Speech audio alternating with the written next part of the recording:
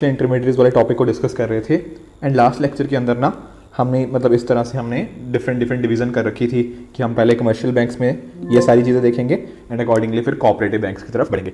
काफ़ी हद तक हमने पब्लिक बैंक्स कवर कर लिया था, कुछ पोर्शन बचा हुआ है वो आज देखेंगे। फिर साथ ही साथ प्राइवेट बैंक्स क्या होते हैं, फॉरेन बैंक्स क्या होते हैं, ये सारी चीज़ें भी साथ साथ समझने की कोशिश करेंगे। सबसे पहले शुरू करते हैं कि पब्लिक सेक्टर बैंक्स को जान लिया था, इसके ना बट कुछ इशूज़ है पब्लिक सेक्टर बैंक्स के साथ, राइट? वो क्या इशूज़ हैं जरा एक बार आप खुद सोचो कि पब्लिक सेक्टर बैंक्स के साथ क्या इशूज़ हो सकते हैं। एग्जांपल ले लो ना, जैसे एसबीआई का सोचो कि एसबीआई में क्या इशूज़ लगते हैं, आपको क्या होना चाहिए इशूज़, या फिर आप और भी देख लो, ठीक है ना, पंजाब नेशनल बैंक देख लो, किसमें क्या क्या इशूज़ होते हैं, वही सारे इशूज़ लिखने हैं। जैसे कि इशू ऑफ हाई एनपीए, ठीक है ना, नॉन परफॉर्मिंग एसेट्स। आप सभी जानते हो कि पब्लिक सेक्टर बैंक के बहुत ज्यादा हैं। मैंने आपको इकोनॉमिक सर्वे का डेटा भी दिखाया था, ठीक है ना, कि कितने एनपीए इनके ज्यादा होते हैं as compare to private sector bank. इसके साथ में ये सारे पॉइंट्स एक्चुअल में ये रिसेंट नहीं है। रिसेंट कहने का मतलब मैं एक्चुअली आपको बताना चाह रहा हूं, थोड़ा ना एवोल्यूशन समझाने की कोशिश कर रहा हूं। कैसे देखो, पहले ना इंडिया में पब्लिक सेक्टर बैंक्स ही होते थे, पर इनमें कुछ इशूज आने लगे और तब हम प्राइवेट सेक्टर की तरफ मूव करने लगे कि प्राइवेट सेक्टर बैंक्स हमारे पास होने चाहिए। वो इशूज हम यहाँ पे डिस्कस करेंगे। तो इनमें से जो इशूज लिखे हुए हैं ना, ये सारे के सारे आज के इशूज नहीं है, इनमें से कुछ इशूज थे और उनको हम काफी हद तक सॉल्व भी कर चुके हैं, बट कुछ ऐसे इशूज भी हैं जो आज भी एग्जिस्ट करते हैं। जैसे हाई एनपी का इशू हो गया, ठीक है ना। अब इसका डेटा डेफिनेटली जो भी रिसेंट डेटा होगा ना, उसको अपने पास नोट कर सकते हो। अप्रॉक्सिमेटली 7% के आसपास है, तो कहीं ना कहीं ये थोड़ा बहुत चेंज होता रहता है डिपेंडिंग अपॉन कि एनपीएस बढ़ रहे हैं कम हो रहे हैं, तो उसको आप नोटिस कर सकते हो। इसके अलावा एडमिनिस्ट्रेड लैंडिंग रेट, देखो ये चीज अब नहीं है, पहले होती थी ना। मैंने आपको पिछली बार बताया था कि बैंक्स को बताया जाता था कि आपको किस रेट पे लैंड करना है, राइट? उसको बोलते थे क्या, एडमिनिस्ट्रेड लैंडिंग रेट। इस वजह से भी पब्लिक सेक्टर बैंक्स के अंदर काफी इशूज आते थे। साथ ही साथ देखो बहुत सारी गवर्नमेंट ने कुछ कोशिश भी की, बट फिर भी फाइनेंशियल इंक्लूजन जिस लेवल तक हम चाहते थे उस लेवल तक नहीं हो पाया। उसके अलावा पॉलिटिकल मेडलिंग की बहुत ज्यादा एक्सेसिव इंटरफेरेंस होता है गवर्नमेंट का पब्लिक सेक्टर बैंक्स के अंदर, राइट? साथ ही साथ पहले के टाइम पे सीआरआर और जो एसएलआर होता था, ठीक है, cash reserve ratio and statutory liquidity ratio, ये काफी हाई था। उस वजह से बैंक्स अच्छे से काम नहीं कर पा रहे थे। साथ ही साथ पुअर सर्विस की, लोगों को अच्छी सर्विस नहीं मिल रही, या फिर अगर सर्विस मिल रही है तो उसके लिए कॉस्ट ज्यादा इनकर करनी पड़ रही है। इसके अलावा कुछ और इशूज आप अपने सोच सकते हो, जैसे पब्लिक सेक्टर बैंक्स के अंदर ना एक तरह की यूनियन बन जाती है, तो कोई भी रिफॉर्म लेके आना हो तो उसको लेके आना बहुत डिफिकल्ट हो जाता है। ये जो पॉलिटिकल मेडलिंग वाला पॉइंट डिस्कस किया, इसके अंदर देखो किस पर्टिकुलर बंदे को बोर्ड में अपॉइंट करना है, ठीक है ना, ये सारी की सारी इसमें गवर्नमेंट इंटरफेरेंस ज्यादा होता था। तो ये सारी चीजें कहीं ना कहीं कुछ ना कुछ इशूज आते थे, और मैंने जैसे आपको बताया कुछ इशूज सॉल्व भी हो चुके हैं, कुछ अभी भी पेंडिंग है। जैसे कि एग्जांपल देखो, यहाँ पर ना इन इशूज को सॉल्व करने के लिए ये चीजें गवर्नमेंट ने कर रखी हैं। जैसे कि हाई एनपी के इशूज के लेके ना बहुत सारे एग्जांपल है, क्या किया हम डिस्कस भी करेंगे। उनमें से एक मेजर रिफॉर्म था प्रोजेक्ट सशक्त, ठीक है। ये क्या होता है हम अगले आने वाले लेक्चर्स में ये चीज डिस्कस करेंगे। इसके अलावा एडमिनिस्ट्रेड लैंडिंग रेट को आप जानते हो ठीक करने के लिए पहले एमसीएलआर की तरफ मूव किए थे, फिर एमसीएलआर से अब हम एक्सटर्नल बेंचमार्क जो रेपो रेट वाला होता है, मतलब रेपो वाला तो बाकी और इंस्ट्रूमेंट्स हो सकते हैं उसके साथ लिंक, उसकी तरफ मूव कर गए हैं। तो कहीं ना कहीं एडमिनिस्ट्रेड लैंडिंग रेट वाला इशू हम सॉल्व कर चुके हैं। साथ ही साथ जो फाइनेंशियल इंक्लूजन के लिए हमने जनधन योजना, ठीक है ना, जैम ट्रिनिटी, ये सारी की सारी डिफरेंट स्कीम्स इंट्रोड्यूस कर रखी हैं। पॉलिटिकल मेडलिंग की जो अपॉइंटमेंट होती है ना पब्लिक सेक्टर बैंक से जो होते हैं, उनके कॉरस्पॉन्डिंग अपॉइंटमेंट्स के लिए हमने एक बैंक बोर्ड ब्यूरो बना रखा है, ठीक है ना। एक्सट्रीमली इंपॉर्टेंट, इसको डिटेल में भी डिस्कस करेंगे। ये 2019 में भी आ चुका है, 2021 में भी 22 में भी आ चुका है, ठीक है। तो कहीं ना कहीं ये पर्टिकुलर चीज, साथ ही साथ सीआरआर और एसएलआर को कम कर दिया गया है। साथ ही साथ जो पुअर सर्विसेज है ना, उसके लिए एक ईज फ्रेमवर्क आता है, मतलब गवर्नमेंट का enhanced excellence and service excellence, ये पर्टिकुलर चीज गवर्नमेंट ने इंट्रोड्यूस कर रखी है। तो ये कुछ इशूज हैं जो कि पब्लिक सेक्टर बैंक्स के साथ रिलेटेड होते हैं, ठीक है जी। और साथ ही साथ देखो ये ना इशूज मोस्टली ये 1990 के आसपास भी ऐसे इशूज फेस हो रहे थे। कुछ तो उस टाइम गवर्नमेंट ने कोशिश करी सॉल्व करने की, और सॉल्व कैसे किया, एक्चुअली एक नरसिम्हन कमेटी थी, ठीक है ना, उस टाइम के नरसिम्हन कमेटी बनाई गई बैंकिंग सेक्टर में रिफॉर्म्स लाने के लिए। तो इसमें से काफी सारी चीजें हमने डिस्कस करी ना, जैसे कि सीआरआर और एसएलआर को कम करना, ये कहीं ना कहीं नरसिम्हन कमेटी ने ही बोला था, ठीक है ना। लैंडिंग रेट कैसे होनी चाहिए, एडमिनिस्ट्रेड ना हो गए, ये भी मतलब ये चीज भी नरसिम्हन कमेटी नहीं थी। उसके साथ ही साथ पब्लिक सेक्टर बैंक्स में गवर्नमेंट अपनी शेयर होल्डिंग को कम करे, बैंक्स को ज्यादा ऑटोनॉमी दे, ठीक है। साथ ही साथ नए बैंक्स को ओपन करा जाए, या फिर इस टाइप के डिफरेंट फॉर्म्स कि नए फॉरेन बैंक्स को भी इंट्रोड्यूस किया जाए, मतलब उनको अलाउ किया जाए ऑपरेट करने के लिए। तो डिफरेंट चीजें कहीं ना कहीं नरसिम्हन कमेटी से आई हैं। ये सारी मैं कह रहा हूं, जैसे बैंक बोर्ड ब्यूरो देखो पीजे नायक कमेटी से है, उसके अलावा बाकी डिफरेंट कमेटी से, पर काफी सारे इशूज ना पब्लिक सेक्टर बैंक में सॉल्व करने की कोशिश नरसिम्हन कमेटी ने करी थी। तो कहीं ना कहीं अगर मेंस में कुछ ऐसा क्वेश्चन आता है ना जहां पे पब्लिक सेक्टर बैंक्स के रिगार्डिंग कुछ हमें डिस्कस करना हो, तो आप डेफिनेटली नरसिम्हन कमेटी को कोट कर सकते हो। और तो देखो ये पुरानी कमेटी है, ये 1990s में बनी हुई कमेटी है, पर उसके जो रिकमेंडेशंस थे ना गवर्नमेंट ने over the time different recommendations को इंप्लीमेंट करते रहे हैं, ठीक है। तो बैंकिंग सेक्टर को कैसे स्ट्रेंथन करना है, एसेट क्वालिटी, ठीक है ना, ये एनपीए से रिलेटेड हो गया कि नॉन परफॉर्मिंग एसेट्स को कैसे रिड्यूस करना है और एसेट्स की क्वालिटी को कैसे बेटर करना है। साथ ही साथ क्या बैंक में सिस्टम क्या मेथड्स क्या होने चाहिए, साथ ही साथ कुछ स्ट्रक्चरल इशूज को सॉल्व करने के लिए कुछ स्ट्रक्चरल रिफॉर्म्स की बात करी गई। मैंने आपको थोड़ा टाइम पहले ना बेसल नॉर्म्स के बारे में बस इंट्रोडक्शन करी थी, ठीक है ना। तो बेसल नॉर्म्स के साथ भी कहीं ना कहीं जो कैपिटल एडिक्वेसी रेशियो, ठीक है, डरना नहीं है, मैं बताऊंगा क्या होता है, पर इसको भी बोला गया था नरसिम्हन कमेटी ने कि ये चीजें हमें अकॉर्डिंगली मेंटेन करनी है। इसके अलावा कुछ स्ट्रक्चरल रिफॉर्म्स, जैसे कि मैंने बोला कि हमारे पास कुछ लार्ज बैंक्स होने चाहिए, कुछ हमारे पास नेशनल बैंक्स होने चाहिए, कुछ हमारे पास रीजनल एंड लोकल बैंक्स होने चाहिए। तो इस प्रकार के रिकमेंडेशंस दिए, टेक्नोलॉजी को अपग्रेड करना, ये सारे के सारे कहीं ना कहीं नरसिम्हन कमेटी के रिकमेंडेशंस हैं। यहाँ पे सारे लिखे भी हुए हैं, आप इनको देख भी सकते हो, ठीक है ना। पर उतना बहुत ज्यादा डिटेल नहीं जाना, ये सारे हम एसएलआर वगैरह, डीरेगुलेशन इंटरेस्ट रेट, कुछ और भी चीजें हैं वो भी हम अकॉर्डिंगली समझ चुके हैं कि क्या क्या किस तरह से नरसिम्हन कमेटी ने हमें क्या क्या रिकमेंडेशंस दिए थे, ठीक है जी। देखो इससे पहले हम कंसोलिडेशन की तरफ बढ़े, एक छोटा सा चीज मैं आपको बताना चाहता हूँ। आपने ना देखो एक वर्ड सुना होगा मर्जर, ठीक है, एक वर्ड सुना होगा अमलगेमेशन। इनमें फर्क बता सकते हो? मतलब नॉर्मली हम ना इन दोनों को इंटरचेंजेबली यूज कर लेते हैं, कि सोचते हैं कि अच्छा ये एक ही वर्ड होते हैं, काफी हद तक सिमिलरिटी है बट थोड़ा सा डिफरेंस है। सोच के बताओ जरा मुझे कि क्या फर्क होता है मर्जर और अमलगेमेशन के अंदर। देखो होता क्या है, जब मैं बात करता हूं मर्जर की, ठीक है, तो इसका मतलब क्या होता है कि एक कोई एंटिटी थी, ठीक है, और अकॉर्डिंगली ना उसमें दूसरी एंटिटी आके मर्ज होगी। जैसे आप सोचो एक बैंक है बी, उसमें एक ए बैंक और आया, ये इसमें जाके मर्ज हो गया, तो कहीं ना कहीं जो फाइनल बैंक बनेगा ना वो बी बैंक बनेगा। अमलगेमेशन में क्या होता है, अमलगेमेशन में मान लो एक ए बैंक है, उसमें बी के साथ वो मिला और बना क्या, यहाँ पे एक नई एंटिटी बनती है सी। समझ आया? मर्जर के केस में ना एक बैंक है वो दूसरे में जाके मर्ज हो गया, तो जो बड़ा बैंक है जैसे बी है वो बचा रहेगा, मतलब उसके अंदर छोटा वाला बैंक उसके अंदर आके मर्ज हो गया, मतलब छोटा बैंक उसमें उसके अंदर आ गया। यहाँ पर ए और बी जब अमलगेमेट किया ना एक दूसरे के साथ, तो एक नई ही एंटिटी बनती है, एक नया बैंक बन गया यहाँ पे सी, इसको बोलते हैं अमलगेमेशन, ठीक है। छोटा सा डिफरेंस है अमलगेमेशन और मर्जर का, बट कहीं ना कहीं मैंने सोचा आपको ये चीज भी बता दूं। अब देखो आपने पिछले टाइम से थोड़ा सा न्यूज़ में ऐसा सुना होगा कि करंट गवर्नमेंट क्या कोशिश कर रही है कि पब्लिक सेक्टर बैंक्स को ना इनका कंसोलिडेशन हो जाए कि कहीं ना कहीं कुछ बैंक्स को मर्ज कर दिया जाए या कुछ बैंक्स का अमलगमेशन हो जाए। इस प्रकार की चीजें हो रही हैं, ठीक है ना। बैंक्स आपस में, जैसे आपने कभी सुना होगा कि एसबीआई के अंदर अलग अलग ब्रांच बैंक जो थे वो मर्ज हो गए, ठीक है ना। इस तरह की चीजें आपने डेफिनेटली सुनी होंगी। तो हमें ये जानना बहुत जरूरी है कि क्या ये जो मर्जर हो रहे हैं या अमलगमेशन हो रहा है, क्या ये अच्छी चीज है या ये बुरी चीज है। सोच के बताओ कि क्या अगर मर्जर हो जाता है बैंक्स का तो क्या ये बेटर है या ये खराब चीज है। देखो एक्चुअल में ना ऐसे कंप्लीटली हम किसी चीज को नहीं कह सकते कि हाँ भैया ये बिल्कुल ही ठीक चीज है या बिल्कुल ही खराब है। हमें दोनों साइड के पॉइंट्स देखने की जरूरत है। कुछ ऐसी चीजें हैं जो कि इनके रिगार्डिंग अच्छी हैं, कुछ ऐसी चीजें हैं जो इनके रिगार्डिंग खराब है। जैसे कि अगर बात करें कि हाँ इनको आपस में कंसोलिडेशन हो जाना चाहिए, यानी कि आपस में ये मर्ज या अमलगमेट कर जाए। जैसे यहाँ पर मैंने कुछ एग्जांपल दिए रिसेंटली, थोड़ा 1-2 साल पहले हुए थे, जैसे Punjab national bank, United bank, OBC ये आपस में मर्ज करके थे, ठीक है ना। यहाँ पे डिफरेंट डिफरेंट और एग्जांपल्स भी आप यहाँ पे देख सकते हो। देखो पहला रीजन है जो कि कंसोलिडेशन के फेवर में जाता है वो है too many public sector banks. देखो हमारी कंट्री में ना बहुत सारे पब्लिक सेक्टर बैंक्स हैं, ठीक है ना। ये नंबर ऊपर नीचे होता रहता है, थोड़ा आप देख लेना एक्जैक्टली कितने हैं, क्योंकि बार बार मर्जिंग होती रहती है तो नंबर थोड़े कम ज्यादा होते रहते हैं। तो कहीं ना कहीं जब इतने ज्यादा पब्लिक सेक्टर बैंक्स होते हैं ना तो होता क्या है कि मान लो पहला एक बैंक है, ये दूसरा बैंक है। अगर बहुत ज्यादा पब्लिक सेक्टर बैंक होंगे ना तो ये आपस में एक दूसरे के बिजनेस को खा जाते हैं, ठीक है ना। अब ऐसे सोचो कि जैसे मान लो कि एक अमेजन है, एक फ्लिपकार्ट है। अब फ्लिपकार्ट और अमेजन एक दूसरे के बिजनेस को खा रहे हैं ना एक तरह से। तो कहीं ना कहीं पब्लिक सेक्टर बैंक के केस में यही होता है कि जब बहुत सारे पब्लिक सेक्टर बैंक होते हैं ना तो एक दूसरे के बिजनेस में वो इंटरफेयर करने लग जाते हैं, एक दूसरे के बिजनेस को कट कर देते हैं। इसको क्या बोला जाता है? देखो इसको बोला जाता है कैनिबलाइजेशन, ठीक है ना।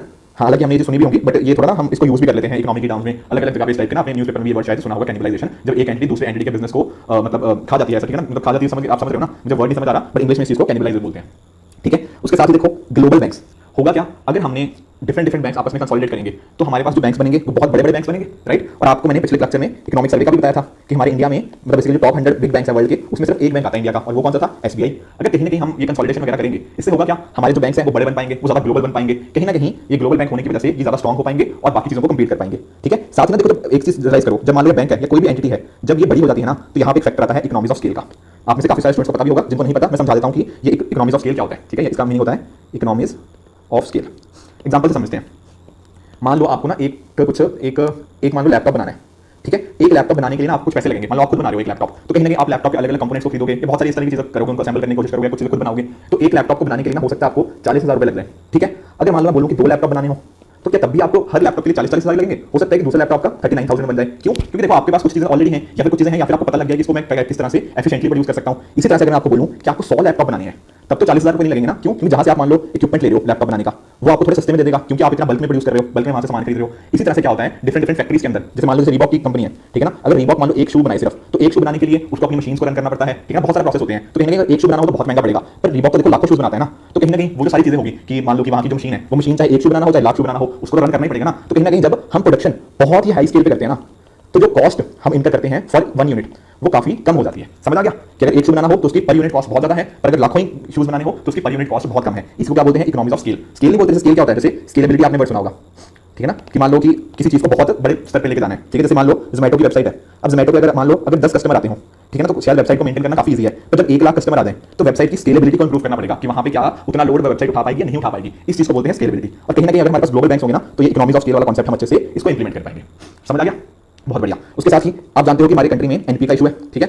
और अगर किसी ना किसी तरह से मान लो जैसे हम कंसोलिडेशन करते हैं तो उससे क्या होता है? कंसोलिडेशन से ना क्या होता है कि एक मान लो स्ट्रॉन्ग बैंक है और इसके साथ एक वीक बैंक आके मर्ज हो गया, तो कहीं ना कहीं जो स्ट्रॉन्ग बैंक है ना वो हेल्प कर सकता है इस वीक बैंक को जो उसके इशूज उसको रिजॉल्व करने के लिए। कि मान लो इस बैंक में एनपीए बहुत ज्यादा थे, इस बैंक में एनपीए कम थे, तो कहीं ना कहीं जब मर्ज हो जाएंगे ना तो ये अच्छी चीजें अपनी इस चीज को पास ऑन कर सकता है। उनकी जो बेसिकली उनकी जो बुक्स होती हैं, बुक्स का मतलब जो फाइनेंशियल स्टेटमेंट्स होती हैं उन पर थोड़ा बेहतर असर पड़ सकता है और इस वीक बैंक की परफॉर्मेंस भी बेटर हो सकती है, ठीक है। साथ ही साथ कॉस्ट कटिंग।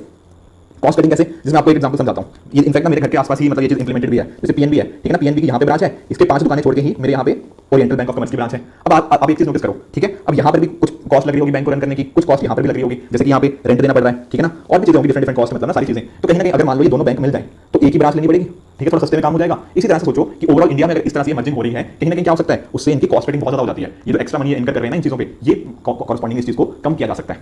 उसके अलावा देखो इंक्रीज इन बिजनेस, ये थोड़ा सा पहले पॉइंट के साथ रिलेटेड है जो मैंने कैनिबलाइजेशन वाला बोला था ना कि एक दूसरे के जो उसका होता है उसका रेवेन्यू को कम कर देते हैं, तो कैनिबलाइजेशन वाला पॉइंट भी यहाँ पे अकॉर्डिंगली कम हो जाएगा। उसके साथ ही साथ देखो इनका बिजनेस भी बढ़ेगा, राइट, कि हम ज्यादा मार्केट में जा सकते हैं, ठीक है। हमारी जो कस्टमर बेस है वो इंक्रीज हो जाएगा, ठीक है। कहीं ना कहीं जैसे ग्लोबल बैंक है कि मान लो पीएनबी के कुछ कस्टमर थे, कुछ ओबीसी के थे, जब आपस में मिलेंगे तो काफी सारे और नए मतलब बहुत सारे कस्टमर्स हो जाएंगे इनके पास, उनको फिर ये डिफरेंट प्रोडक्ट्स दे सकते हैं, डिफरेंट नई सर्विसेज दे सकते हैं, ठीक है। कुछ प्रकार का इनोवेशन भी लेके आ सकते हैं। तो सारी की सारी चीजें कहीं ना कहीं इंक्रीज इन बिजनेस के साथ आ जाती हैं। उसके साथ ही एक चीज नोटिस करो, ज्योग्राफिकल रीच भी बढ़ती है। ज्योग्राफिकल रीच कैसे? एक एग्जांपल से समझाता हूं। देखो मान लो जैसे एक ना बैंक है विजय बैंक, ठीक है। ये साउथ इंडिया में आई थिंक बहुत पॉपुलर है, ठीक है। उसी तरह से बैंक ऑफ बड़ौदा है, ये हमारे थोड़े वेस्टर्न इंडिया में बहुत पॉपुलर है। कहीं ना कहीं अगर मान लो ये दोनों आपस में कंसोलिडेशन हो जाए इनकी, तो आप देख रहे हो अब ये जो नया बैंक बना, मतलब चाहे मर्जर करो चाहे अमलगमेशन करो, जिस भी प्रोसेस से मान लो बना, तो उनके पास साउथ इंडिया का भी एक्सेस हो गया, वेस्टर्न इंडिया का भी एक्सेस हो गया, तो कहीं ना कहीं ज्योग्राफिकल रीच बढ़ गई ना इस पर्टिकुलर बैंक की। अब बैंक ऑफ बड़ौदा को मान लो साउथ इंडिया में जाना बहुत मुश्किल हो रहा था, पर मर्जर करके उन्होंने आसानी से ये चीज कर ली। ठीक है, उसके साथ ही साथ ह्यूमन रिसोर्सेज भी जो एचआर होते हैं बेसिकली एक तरह की एक्सपर्टीज आ जाती है यहाँ पे। ठीक है, ये सारी चीजें अकॉर्डिंगली हो जाती हैं। साथ ही साथ ग्रेटर कैपिटल एंड लिक्विडिटी, कि मतलब जब सारे दोनों बैंक आपस में मिल गए, जितने भी मिले, कहीं ना कहीं उनकी जो कैपिटल बेस है वो बढ़ जाता है, उनके पास ज्यादा लिक्विडिटी होती है। साथ ही साथ जो मैं आपको बेसल नॉर्म्स के बारे में थोड़ा बताता रहता हूँ, ठीक है ना, जो बेसल नॉर्म्स हम डिस्कस कर रहे थे कि बैंक को कैसा थोड़ा और बेहतर बना सकते हैं, तो वो कैपिटल बेस की वजह से वो बेसल नॉर्म्स भी अकॉर्डिंगली इंप्लीमेंट हो जाते हैं।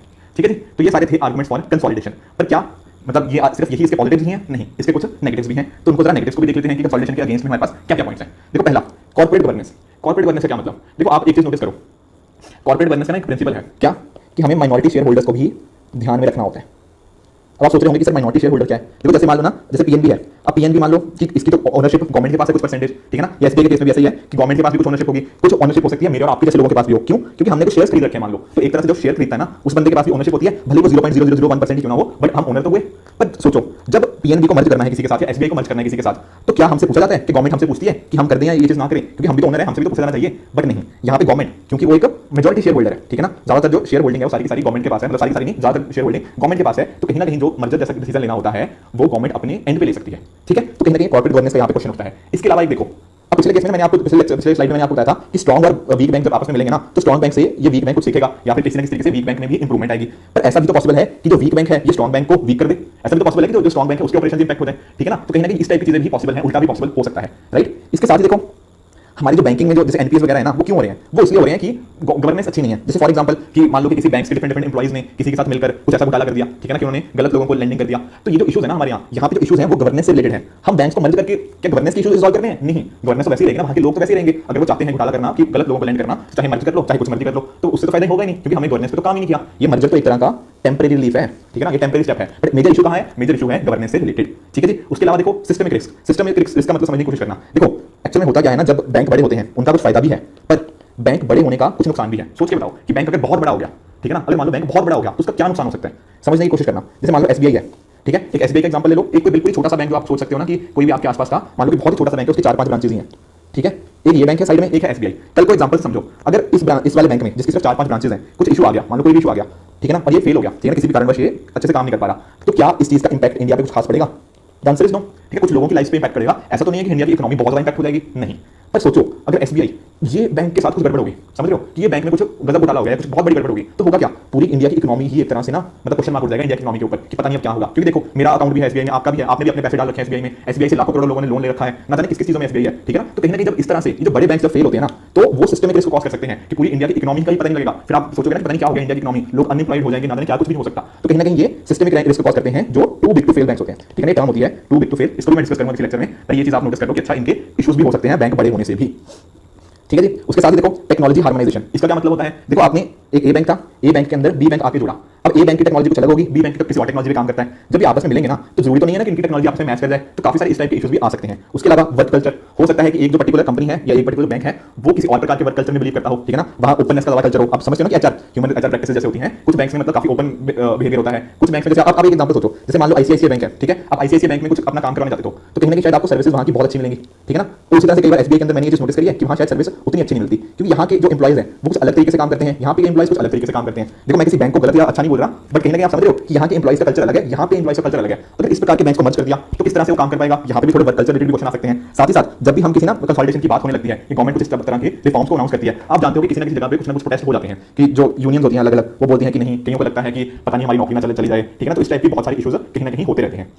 उसके साथ ही देखो फाइनेंशियल इंक्लूजन को भी सेटबैक आ सकता है कि कई बार कहीं हुआ मान लो ना कि हमने बहुत सारी चीजों को मर्ज कर दिया, तो उससे भी मतलब इशू आ सकता है कि हमने जो एक्सपेक्ट किया था कि ज्यादा बैंक खोलने से ज्यादा लोगों तक पहुंच पाएंगे, तो कहीं ना कहीं वो चीजें भी इंपैक्ट हो सकती हैं। इसके अलावा भी देखो आप कुछ ना कुछ सोच सकते हो, ठीक है ना, अगर आपको ये पॉइंट नहीं समझ आ रही है, आप कुछ और भी सोच सकते हो कि बैंक अगर आपस में मर्ज कर रहे हो, तो हो सकता है जो वहाँ के एम्प्लॉइज हो वो उनको समझना है कि पता नहीं अब प्रमोशन कैसे हो पाएगी, ठीक है ना, इंक्रीमेंट कैसे होगा या सीनियरिटी कैसे डिसाइड होगी, ठीक है। तो इस टाइप की चीजें कहीं को लगता है कि हमारे कहीं ट्रांसफर ना हो जाए, क्योंकि कहीं ना कहीं तो बैंक की ब्रांचेस बंद हो जाएंगी तो उनके ट्रांसफर हो सकते हैं। तो इस तरह प्रकार के बहुत सारे एग्जांपल्स हो सकते हैं जो आप अपने अंडर भी डेफिनेटली सोच सकते हो कि क्या इश्यूज आ सकते हैं विद रिगार्ड्स टू कंसोलिडेशन। ठीक है जी, आई होप आपको ये पब्लिक सेक्टर बैंक का पूरा इशू हमने डिस्कस किया वो अच्छे से समझ आ गया होगा, राइट। आगे चलते हैं, देखो अब डिस्कस कर लेते हैं प्राइवेट बैंक्स के बारे में, ठीक है। जो प्राइवेट बैंक का बेसिक तो हमें पता ही है, बट कहीं ना कहीं एक चीज नोटिस करने वाली ये है कि जो प्राइवेट बैंक्स है ना, वो नरसिम्हन कमेटी ने ये रिकमेंड किया था कि हमें प्राइवेट बैंक्स लेके आने चाहिए, ठीक है ना। जैसे क्योंकि पब्लिक सेक्टर बैंक के इतने सारे इशूज हैं जो हमने अभी डिस्कस किए थे पीछे, वो सारे के सारे इन्होंने इशूज गिनाए कि वहां पे पॉलिटिकल इंटरफेरेंस बहुत ज्यादा है, या लोन की इंटरेस्ट रेट एडमिनिस्ट्रेटिव मैनर में करी जा रही है, वहां की एम्प्लॉय की यूनियन है वो कुछ काम नहीं करने दे रही, और भी डिफरेंट डिफरेंट इशूज थे, सारे कहीं ना कहीं वहां पे लेके आएंगे। तो नरसिम्हन कमेटी ने अलग अलग रिकमेंडेशन दी, सीआरआर घटाओ, एसआरआर घटाओ, एडमिनिस्ट्रेटिव लेंडिंग को थोड़ा कम करो, ठीक है, डिफरेंट डिफरेंट कुछ नया लेके आओ। तो साथ ही साथ उन्होंने क्या बोला था कि हमें प्राइवेट बैंक्स नए लेके आने चाहिए या फॉरेन बैंक्स को भी एंट्री को अलाउ करना चाहिए। तो सारी चीजें वहां पे अकॉर्डिंगली नरसिम्हन कमेटी के अंदर ही डिस्कशन हुई, ठीक है। और इसी के चलते फिर आरबीआई ने क्या किया, आरबीआई ने 10 प्राइवेट एंटिटीज को लाइसेंस दिया था, ठीक है। ये एक्चुअली थोड़ा 1990s की बात कर रहा हूं, ठीक है, एग्जैक्टली हमें जानने की जरूरत नहीं है। तो उस टाइम पे जैसे आईसीआईसीआई हो गया, एचडीएफसी हो गया, एक्सिस हो गया, इस तरह के और डिफरेंट बैंक्स हो गए, ये इनका अकॉर्डिंगली इनको लाइसेंस दिया गया कि आप रन कर सकते हो, ठीक है। देखो आईसीआईसीआई ना एक्चुअली पहले से ही था, आई थिंक 1955 के अराउंड से ये काम कर रहा है, पर इसको अकॉर्डिंगली इसका जो बैंकिंग वाला काम था वो 1990s के अंदर स्टार्ट हुआ, ठीक है, एग्जैक्ट 1992 93 उसके अराउंड था। तो ये चीज हुई। फिर उसके बाद देखो फिर 1998 में ना नरसिम्हन कमेटी 2 भी आई हमारे पास। ये नरसिम्हन कमेटी 1 थी, ये नरसिम्हन कमेटी 2 जब 1998 में आई तो इन्होंने फिर बोला कि हमें और प्लेयर्स को मतलब प्राइवेट प्लेयर्स को आना चाहिए। तो उसकी वजह से आरबीआई ने क्या दिया, आरबीआई ने नए और प्राइवेट बैंक्स को लाइसेंस देना शुरू किया। जैसे 2001 के अंदर कोटक महिंद्रा बैंक को मिला, 2004 के अंदर येस बैंक को मिला, ठीक है ना। देखो येस बैंक भी 1-2 साल पहले क्राइसिस में था काफी, 2019 या 2020 की बात है, तो इसके बारे में आप पढ़ सकते हो। फिर उसके बाद फिर 2013-14 में, ठीक है ना, third round of bank licensing हुई, उसके अंदर भी आईडीएफसी और बंधन बैंक को अकॉर्डिंगली लेके आया गया, ठीक है जी। तो ये था प्राइवेट बैंक्स के रिगार्डिंग क्या क्या मतलब किस तरह से इनका पूरा प्रोसेस था। और रीजन भी देखो मेजरली पब्लिक सेक्टर बैंक से इश्यूज को रिजॉल्व करना ही एक तरह से इसकी तरफ हम उस वजह से ही मूव ऑन हुए थे। इसके अलावा देखो एक न्यूज में चीज थी that is regarding on tap licence. मैंने आपको देखो ऑन टाइप लाइसेंस के बारे में थोड़ा सा पहले भी जिक्र किया हुआ है, थोड़ा सा बता देता हूं, जैसे जिनको भूल गए हैं तो उनको थोड़ा सा बता देता हूं कि होता क्या है। देखो जैसे मान लो आपने जैसे कहीं पे मान लो ना यूपीएससी में आपने आईएएस बनना है, ठीक है ना। तो कहीं ना कहीं आप क्या करोगे, आप यूपीएससी के नोटिफिकेशन की वेट करोगे कि यूपीएससी नोटिफिकेशन देगा, उस नोटिफिकेशन में बोलेगा कि अच्छा जिन जिन लोगों को आईएएस बनना है वो क्या कर सकते हैं, वो उस नोटिफिकेशन को फिल करें, फिर आपका पूरा प्रोसेस होगा एंड अकॉर्डिंगली फिर एंड में जाके आप जब सारी चीजें क्लियर कर जाओगे तब आप आईएएस बन जाओगे। तो कहीं ना कहीं यहाँ पे क्या हो रहा है, यहाँ पे आपको नोटिफिकेशन की वेट करनी पड़ रही है। आपकी डिफरेंट स्टेट सर्विसेज में यही होता है कहीं में कि 3-3 साल तक नोटिफिकेशन नहीं आ रहा, ठीक है ना। तो ये एक पहले जब बैंक्स खोले जाते थे ना तब इसी तरीके से खोले जाते थे कि आरबीआई क्या करता था, आरबीआई एक तरह की नोटिफिकेशन को रिलीज करता था और बोलता था कि जिस पर्टिकुलर एंटिटी को बैंक बनाना है वो अब नोटिफिकेशन हमने जारी कर दिया है, अब वो अप्लाई करो, ये प्रोसेस से अगर आपने प्रोसेस को पार कर लिया तो आप बैंक बन सकते हो, ये तरीका होता था। पर अब आरबीआई ने क्या कर दिया है, ऑन टैप लाइसेंस, कि आपको ये प्रोसेस मतलब प्रोसेस तो है चलो है, आपको नोटिफिकेशन की वेट करने की जरूरत नहीं है। आपका आज मन करे ना आप जाओ, आप सीधा आरबीआई को आज जाके अप्रोच कर दो, कोई नोटिफिकेशन नहीं आएगा, सीधा आपने करना है, सीधा आरबीआई के पास जाना है और उनको बोलना है कि हम ये जो पूरा प्रोसेस है इसको प्रोसेस को हम मतलब ये प्रोसेस हम कंप्लीट करने को रेडी हैं, हमें ये पूरा प्रोसेस पता है, हम इस प्रोसेस के साथ पूरा कंप्लाइड है, तो हमें बैंक का लाइसेंस दे दिया जाए या फिर मतलब जो भी प्रोसेस है वो कर दिया जाए। तो इस चीज को क्या बोलते हैं, ऑन टैप लाइसेंसेस, यानी कि यहाँ पे नोटिफिकेशन की वेट करने की जरूरत नहीं है। यहाँ पर ना कुछ एग्जांपल्स नहीं, कुछ कंडीशंस है, हमें कंडीशन याद नहीं रखनी, बट सिंपली एक बार थोड़ा सा समझ लो।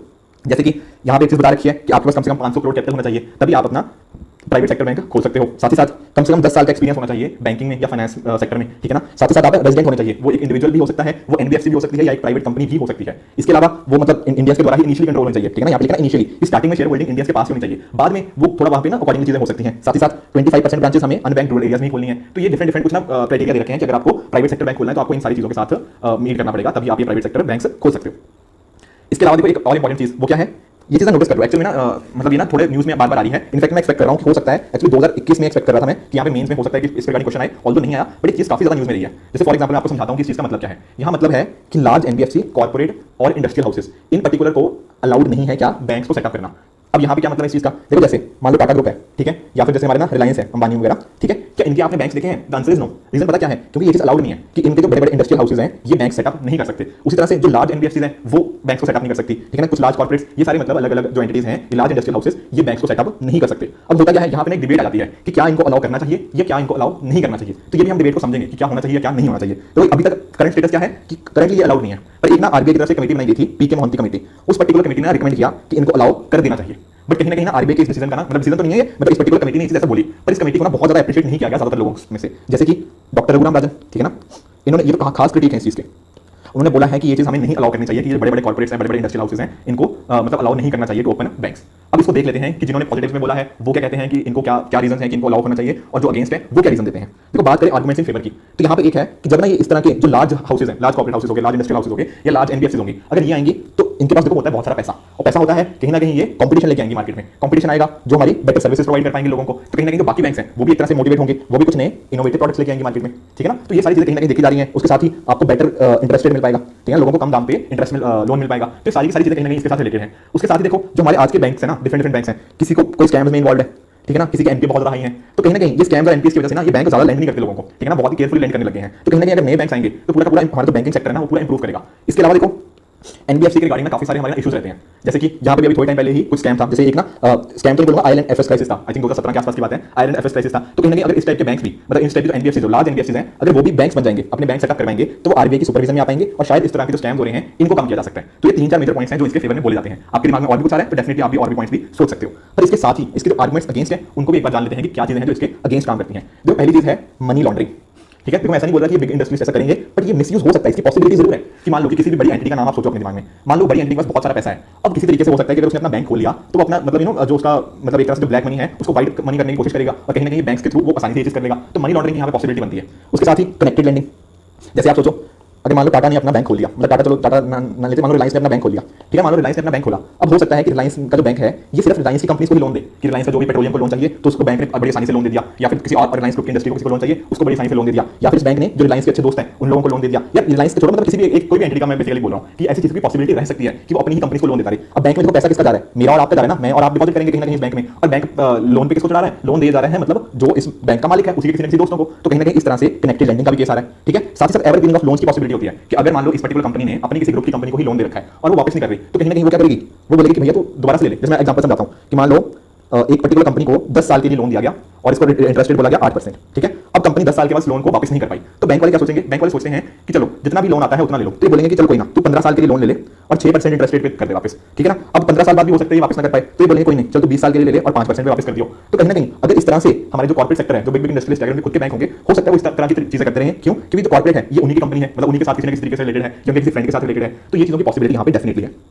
उसके साथ ही हो सकता है कुछ रिस्की बिजनेस में लैंड करें। ठीक है ना, ये फिर से वही पॉइंट आ गया कि हमने डिपॉजिट किया हुआ है, ये किसी और को लैंड करे जा रहे हैं और केयरफुली लैंड नहीं कर रहे, पूरा अपना जो भी ना गवर्नेंस का ध्यान नहीं है। ठीक है, कॉर्पोरेट गवर्नेंस का भी इशू है। ठीक है, अब एक चीज सोचो, जैसे हमारे ना जो डिफरेंट कंपनीज हैं उनमें कितने सारे इशूज होते हैं। आपने इन्फोसिस के अंदर नारायण मूर्ति, ठीक है ना, वर्सेस आई थिंक विशाल सिक्का थे, हाँ विशाल सिक्का का केस सुना था। ठीक है, उसके अलावा आपको टाटा के अंदर भी रतन टाटा वर्सेस साइरस मिस्त्री का केस देखने को मिला है। तो इस तरह के बहुत सारे इशूज कहीं ना कहीं हमें देखने को मिलते हैं इंडस्ट्रियल हाउसेस के अंदर ही। कल कोई बैंक्स बन जाएंगे तो इस टाइप के इशूज अगर बैंक्स में आ जाएंगे तो सोचो कितना इंपैक्ट बुरा बैंक्स पे पड़ सकता है। ठीक है, तो ये सारी चीजें भी है। साथ ही साथ कुछ लोगों के पास सिर्फ और सिर्फ इसकी पावर आ जाएगी, समझ रहे हो। जैसे कि अब बिग इंडस्ट्रियल हाउसेस को सोचो, वही लोग सारा कुछ कर रहे हैं। ठीक है ना, थोड़ा इल्जाम भी देखो लगाया जाता है बहुत सारी कंपनीज के ऊपर कि यही सारी चीजें, यही पेट्रोल में भी, बिजनेस में भी यही है, यही सारी चीजें करे जा रहे हैं, कि आईपीएल टीम भी है, so on and so fourth. तो इस तरह के इल्जाम देखो लगाए जाते हैं। अगर कल को ये इस टाइप के एंटिटीज बैंक्स में भी आ जाएंगी तो कहीं ना कहीं ऐसा पॉसिबिलिटी रहती है कि यहाँ पे कुछ लोगों के हाथ में ही पूरी की पूरी पावर आ जाए और ये इतने बड़े बन जाए कि उनके सामने कोई टिक ना पाए। तो ये चीज भी थोड़ी गलत है कि कंसंट्रेशन ऑफ पावर हो जाती है। देखो ये मेरे कोई आर्गुमेंट्स नहीं है, मैंने ये आर्गुमेंट्स नहीं दिए, ये अलग अलग डिफरेंट ना इकोनॉमिक्स ने अलग अलग जगह एडिटोरियल्स के अंदर इस टाइप के कुछ पॉइंट्स उन्होंने दे रखे हैं। और साथ ही साथ जरूरी नहीं है कि ये सारी चीजें हो ही हो, इन चीजों की एक पॉसिबिलिटी है। ठीक है ना, ऑब्वियसली देखो बहुत अच्छी कंपनीज है, नो डाउट, रिलायंस हो गया, टाटा हो गया, तो अमेरिका ऐसा नहीं करेंगे, बट कहीं ना कहीं देखो जब भी हम किसी पॉलिसी को बनाते हैं ना, हम इसलिए नहीं बनाते कि अच्छा ऐसा ना हो जाए, हम पॉसिबिलिटी को जरूर लेके चलते हैं। And even doctor Raghuram Rajan ने भी इसी तरह की कुछ ना उनकी स्टेटमेंट भी इसी लाइंस पर है कि ये सारी पॉसिबिलिटी रहती है अगर हमने ये चीज अकॉर्डिंगली हमने इनको अगर लाइसेंसेस देने लगे। ठीक है, तो ये सारी चीजें थी रिगार्डिंग ठीक है, रिगार्डिंग दिस की आर्गुमेंट्स अगेंस्ट कि जो बड़े बड़े इंडस्ट्रियल हाउसेस है क्या उनको बैंकिंग लाइसेंस मिलना चाहिए या नहीं मिलना चाहिए। करंट स्टेटस क्या है? The answer is no, currently ऐसा अलाउड नहीं है। ठीक है, पीके मोहंती कमेटी ने रिकमेंड किया है, बट अभी तक ऐसा इंप्लीमेंट नहीं हुआ। इसके साथ देखो एक चीज होती है एफडीआई इन बैंकिंग सेक्टर, ये थोड़ा सा मैंने जिक्र भी किया था लास्ट लेक्चर के अंदर। ठीक है ना, कि बाहर से एफडीआई कितना आ सकता है, तो एफडीआई पब्लिक सेक्टर बैंक क्या आ सकता है 20% थ्रू गवर्नमेंट रूट। ठीक है ना, गवर्नमेंट रूट कह लो, अप्रूवल रूट कह लो, दोनों में से कुछ भी, कि अगर आपको पब्लिक सेक्टर बैंक में इन्वेस्ट करना है मतलब एफडीआई के थ्रू, तो कहीं ना कहीं 20% तक मैक्सिमम कर सकते हो by approval from the government. उसके साथ ही प्राइवेट सेक्टर बैंक में करना हो तो 49% है अंडर ऑटोमेटिक रूट, कि यहाँ पे आपको परमिशन लेने की जरूरत नहीं है, पर अगर आपने 74% तक कर सकते हो थ्रू गवर्नमेंट या अप्रूवल रूट। ठीक है ना, तो ये हो गया रिगार्डिंग प्राइवेट सेक्टर बैंक। इसी तरह से देखो फॉरेन बैंक्स होते हैं। अब फॉरेन बैंक के क्या एग्जांपल्स हैं, जैसे कि HSBC, Hong Kong and Shanghai bank corporation. ठीक है ना, उसके अलावा भी देखो सिटी बैंक हो गया, बैंक ऑफ अमेरिका हो गया। तो ये जो सारे बैंक है ये क्या होते हैं, ये फॉरेन बैंक्स होते हैं। अब इनमें देखो होता क्या है, इनकी जो इनकॉर्पोरेशन है वो अब्रॉड में हुई है। जैसे कि किसी भी मान लो ना कि यूएसए का कोई कंपनी एक्ट होगा, उनका खुद का कोई एक्ट होगा, वहां पे रजिस्टर्ड है, उस पर्टिकुलर एक्ट के अंदर रजिस्टर्ड है, इंडिया के अंदर रजिस्टर्ड नहीं है, इंडिया के किसी एक्ट में रजिस्टर्ड नहीं है, ये रजिस्टर्ड कहां है, फॉरेन के किसी एक्ट के अंदर रजिस्टर्ड है। ठीक है, बट ये इंडिया में अपनी ब्रांच या सब्सिडरी को ओपन कर सकते हैं। और अगर बात करें कि इनके ऊपर क्या क्या रूल्स अप्लाई होते हैं, देखो हमने देख रखा है कि जो सीआरआर हो गया, एसएलआर हो गया, वो सारे के सारे नॉर्म्स इन पे भी अप्लाई होते हैं। और बात करें अगर पीएसएल क्या है, प्रायोरिटी सेक्टर लैंडिंग, क्या प्रायोरिटी सेक्टर लैंडिंग जो फॉरेन बैंक्स हैं इन पे एप्लीकेबल होती है? The answer is yes, priority sector lending इन सभी पे भी एप्लीकेबल होती है। बट कहीं ना कहीं क्या होता है, इस चीज में अंदर प्रायोरिटी सेक्टर लैंडिंग डिपेंड करता है नंबर ऑफ ब्रांचेस के ऊपर। याद करो मैंने आपको बताया था कि अगर 20 से ज्यादा ब्रांचेस हो तो उनके लिए अलग कंडीशन होती है, 20 से कम ब्रांचेस हो तो कहीं ना कहीं उनके अंदर कुछ अलग कंडीशन होती है। तो ये सारी की सारी चीजें होती हैं रिगार्डिंग फॉरेन बैंक्स। ठीक है, तो देखो हमने क्या क्या चीजें देख ली, हमने क्या देख लिया, हमने जान लिया पब्लिक सेक्टर बैंक्स के बारे में, ठीक है, प्राइवेट बैंक्स भी देख लिए, ठीक है, साथ ही साथ फॉरेन बैंक्स के बारे में भी समझ लिया। अब अगले लेक्चर में क्या पढ़ेंगे हम?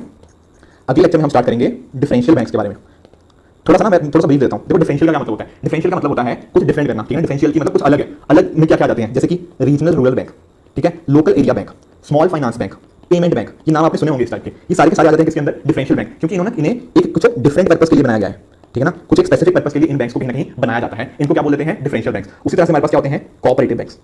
ठीक है, अभी कॉर्पोरेट बैंक्स क्या होते हैं और डिफरेंशियल बैंक्स में क्या क्या फर्क होता है, ये सारी की सारी चीजें हम अगले लेक्चर में पढ़ेंगे। आई होप आपको सारी चीजें समझ आ गई होंगी कि पब्लिक सेक्टर बैंक के क्या इशू होते हैं, प्राइवेट सेक्टर में कैसे उस चीजों को ठीक किया जाता है, अकॉर्डिंगली जो कॉर्पोरेट हाउसेस वाला वो भी इशू हमने